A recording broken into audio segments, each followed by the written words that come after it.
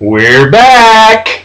It's been a while, but Across the Nations is here just in time for a heated playoff race in Abbottabad. With 5 weeks left, all but one team is still in contention, and Week 9 presents some serious postseason implications.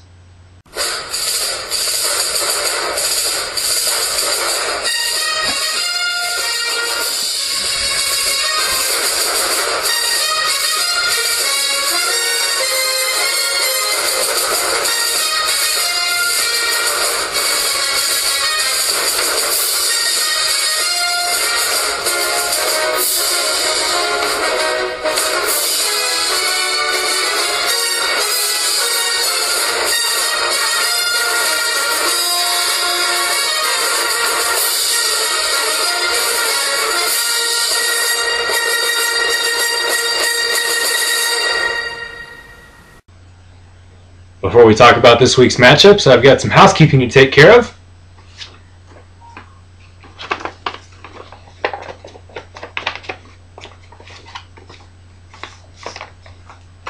Jonathan, you can be looking for this in a mailbox near you.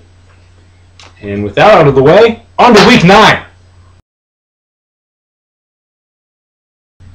Back to the real business at hand, our first game pits the Barge brothers against one another.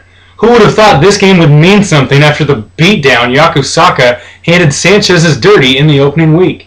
This time, though, the tables have turned. Brian rides a 3-game winning streak into the meeting and is a huge favorite, especially if Eric leaves his lineup as is. I'm picking the Dirties to stay hot and position himself as one of the favorites to make the playoffs.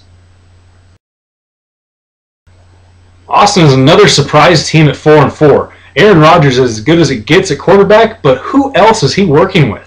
I just don't get it. Meanwhile, Darren Sharper, hold my dick, tries to recover from last week's shocking loss to myself. Hunter had a chance to get a little separation in the playoff race, but now he'll have to avoid falling out of the 3 seed.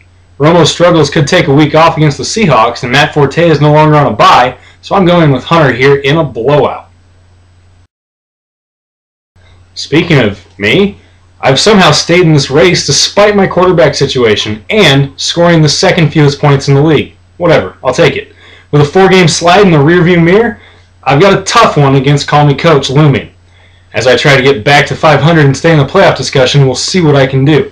Aaron's core of Tom Brady, Fred Jackson, Mike Wallace, and Miles Austin present a serious challenge, but I, like the Raiders, am hoping Carson Palmer is up to the task. I think my running backs will be strong enough to keep pace with the other playoff hopefuls and bring Aaron back to the pack. Perhaps the game that will mean the most is Brandon's Tebow Gaggers and Colonel Al-Gaddafi. Both teams enter at 3-5, and the loser will likely be on the outside looking in when the playoff picture takes shape. Jonathan has started to turn things around, getting all 3 of his wins in the last 5 weeks. His 2 losses during that stretch, however, have come in blowout fashion, including against Brandon in Week 5.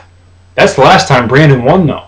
As long as the Colonel gets his lineup straight before Sunday, I expect the Tebows will be dropping to their knees once again.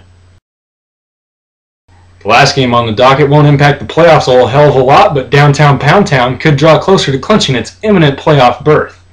Jockstrap jockeys are in the midst of a forgettable season. A lot of it is bad luck, having by far the most points scored against, but you can't ignore a 1-7 record.